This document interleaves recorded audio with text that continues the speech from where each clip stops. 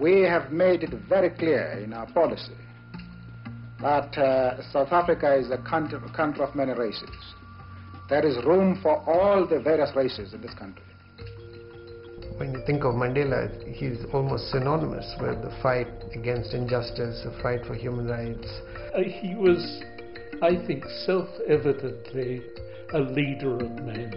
I recently formally announced my retirement from public life and should really not be here. However, as long as poverty, injustice, and gross inequality persist in our world, none of us can truly rest. South Africa was characterized by an extreme form of racial division, and where the government was about what color skin you were. And this is the sort of thing that propelled him and others like him to confront such a system. Nelson Mandela was arrested because he fought against the system of apartheid. The trial started on the 1st of August of 1958. I remember very distinctly actually being introduced to him and having a conversation with him. He had a very appealing face, and when he spoke to you, you felt the most important person at that moment was yourself and not him. One would never have imagined that he was in fact one of the leaders of the anti-apartheid movement. The police were hunting for him at the time, but African nationalists had arranged for me to meet him at his hideout. He is still underground. This is Mandela's first television interview. There are many people who feel that it is useless and futile for us to continue talking peace and non-violence against a government whose reply is only savage attacks on an unarmed and defenseless people. Nelson Mandela was jailed for 27 years. His cell was very small. The spirit of the man and others like him was quite remarkable.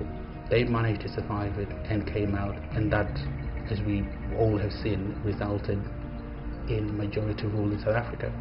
I stand here before you as a humble servant of you, the people. I place the remaining years of my life in your hands.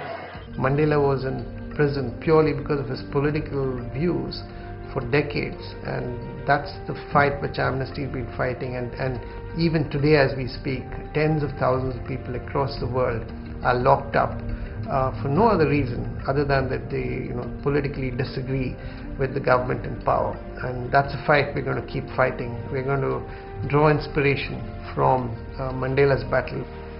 I have the extraordinary honor of placing in your hands, Madiba, Nelson Mandela, the Art for Amnesty Ambassador of Conscience Award.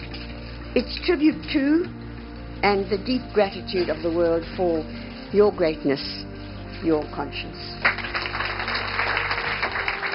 He was somebody who could, just simply by the way he spoke, the way he approached issues, he was somebody who united people. He was somebody who bridged divides, not just between sort of white and black, but all sorts of divides, north, south, east, west. I have cherished the idea of a democratic and free society in which all persons live together in harmony and with equal opportunities. It is an idea for which I hope to live for and to see realized. But my Lord, if it needs be, it is an ideal for which I am prepared to die.